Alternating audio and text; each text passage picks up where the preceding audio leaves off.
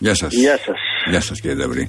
Προφανώς έχετε δει αυτά που γράφει σήμερα η Real News, αυτή την αποκαλυπτική συνέντευξη του ναυάρχου του Χριστίδη, που λέει ότι περαιτέρω περικοπές θα επηρεάσουν τα μεσομακροπρόθεσμα, θα επηρεάσουν μέσο-μακροπρόθεσμα την επιχειρησιακή ικανότητα και βέβαια, επειδή εσείς είστε περισσότερο της αεροπορίας ως μάλλον στην αποστρατεία ανώτατος αξιωματικός της αεροπορίας, συμβαίνουν τα ίδια πράγματα και στην αεροπορία, άρα έχουμε και εκεί πέρα τέτοια προβλήματα.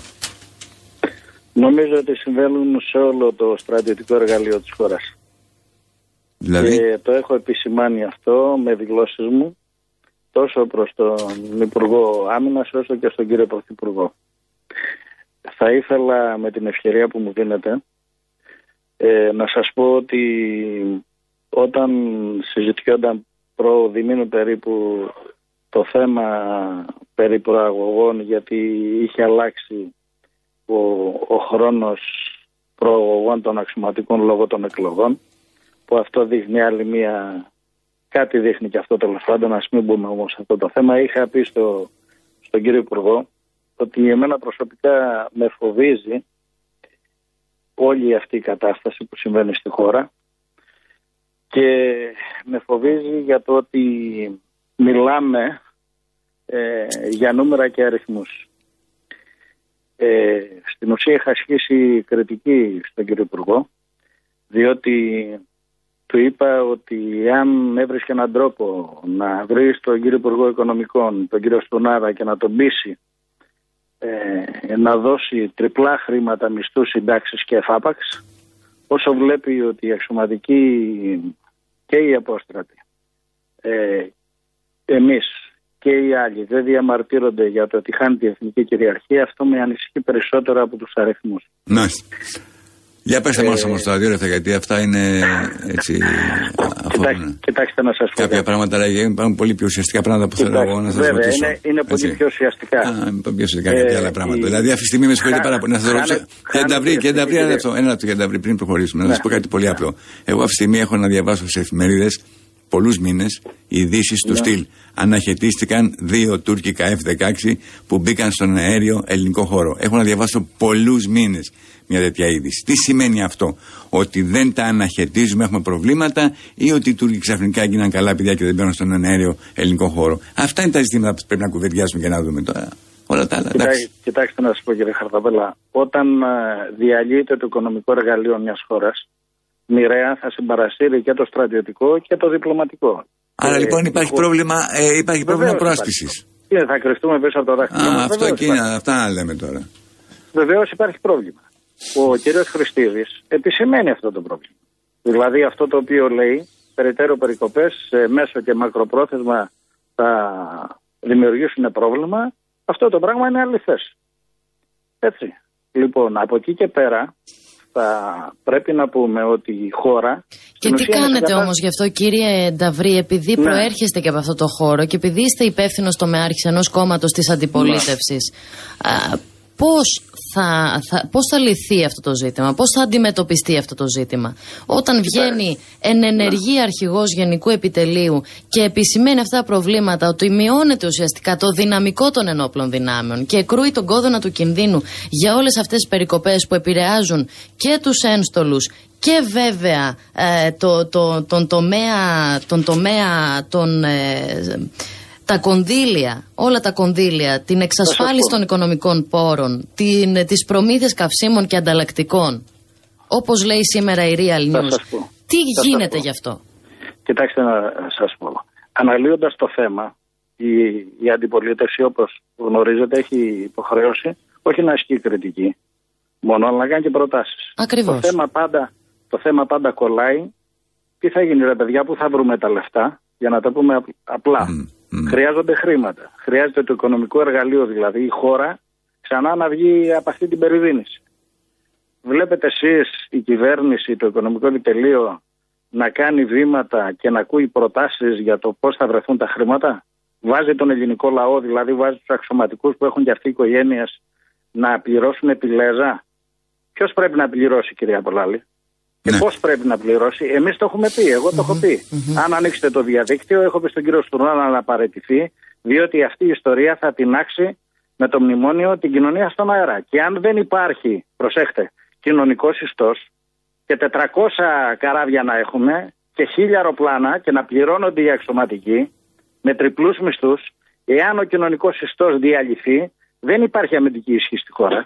Το ζητούμενο λοιπόν, και αυτός είναι ο παρανομαστής του προβλήματος, το κύριο πρόβλημα είναι που θα βρεθούν τα χρήματα.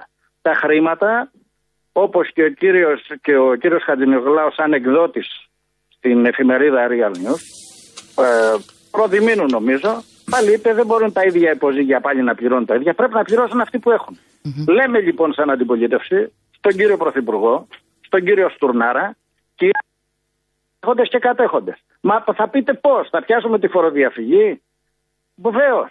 Ο κύριος Κανελόπουλος έχει πει 48 ώρες χρειάζεται να πάρουμε την database της τραπέζης της Ελλάδος και το έλεγξης και δεν χρειάζονται ούτε λίστες Λαγκάρντ ούτε κανείς. Τα βρίσκουν όλα. Κύριε Νταβρή, γνωρίζετε εσείς. Ισχυρή πολιτική βούληση. Γνωρίζετε Αυτή εσείς. Λοιπόν είναι η πρόταση για να σταθεί η χώρα στα πόδια της. Κυρία Πολάλη, θα πρέπει να εξευρεθούν χρήματα. Δεν με καλύπτεται καθόλου, κύριε Νταβρή. Καθόλου. Αυτό δηλαδή το πολύ γενικό θέλει μια ισχυρή πολιτική βούληση, εμένα δεν μου λέει τίποτα. Τι ισχυρή πολιτική βούληση, από ποιον, από τον Στουρνάρα ή από τον Σαμαρά? Από την κυβέρνηση. Από την κυβέρνηση. Να κάνει τι δηλαδή? Η αντιπολίτευση αυτή τη στιγμή τι θα κάνει? Όταν οι άλλοι έρχονται. Θα καραούλι και θα βγει στα κεραμίδια. Όχι, δεν είπαμε να κάνει καραούλι και να βγει στα κεραμίδια αντιπολίτευση, αλλά η αντιπολίτευση. Εγώ αν ήμουν Νταβρής, φίλε κύριε Νταβρή, θα κάνω το εξής πάρα πολύ απλό, γιατί ξέρω ότι έχετε πολύ καλές πληροφορίες για την πολεμική αεροπορία. Είσαστε άνωτος αξιωματικός και έχετε επαφές κλπ.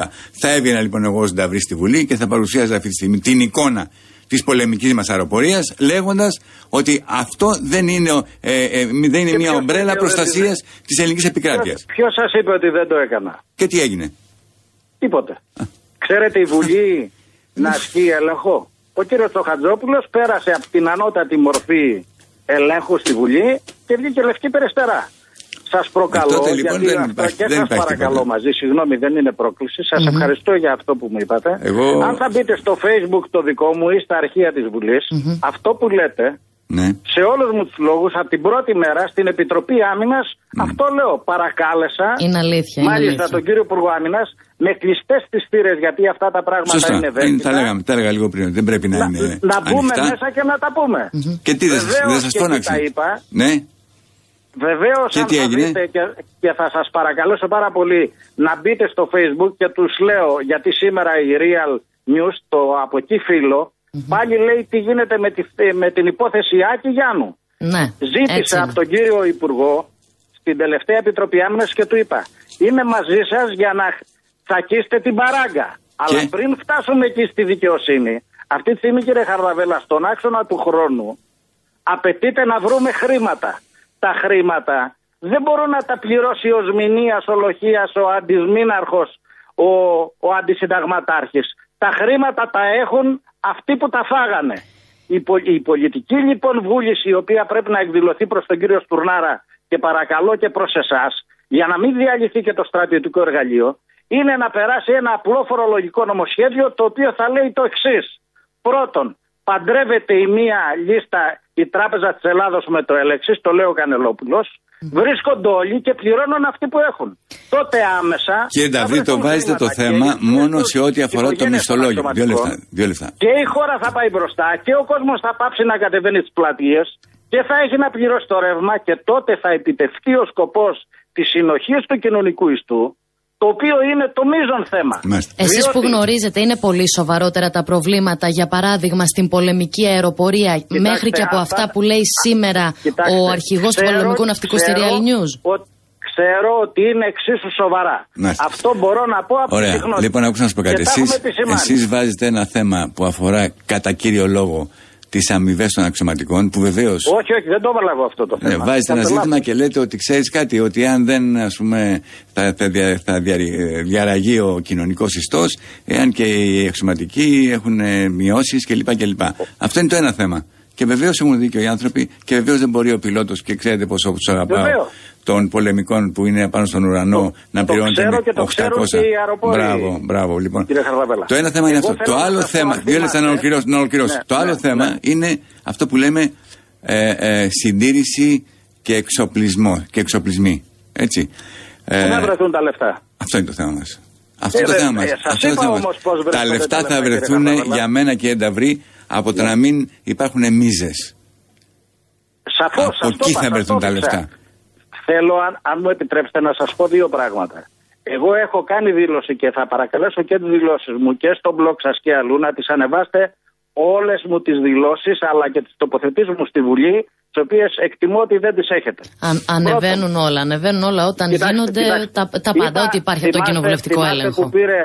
Θυμάστε που πήρε ο κύριος Παναγιωτόπουλος στους αρχηγούς και πήγε στον πρόεδρο της Δημοκρατίας και τον έβαλε πιθανότατα άθελά του στο επικοινωνιακό παιχνίδι και είπε ο κύριος Παπούλιας, παρακαλώ τους αξιωματικούς να σφίξουν τα δόντια. Εγώ βγήκα και του λέω, περιμένω από τον κύριο Παπούλια να καλέσει και τον κύριο Στουρνάρα για να σταματήσουν τα Golden Boy, όπως είναι ο πρώην Γενικός Γραμματέας, που δεν είναι μόνος αυτός, που παίρνουν 12.000 ευρώ το μήνα.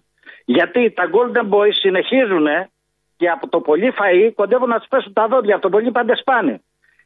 Χρήματα, κύριε Χαρδαβέλα, υπάρχουν, αλλά τα έχουν λίγοι. Τα έχουν αυτοί που τα έχουν φάει.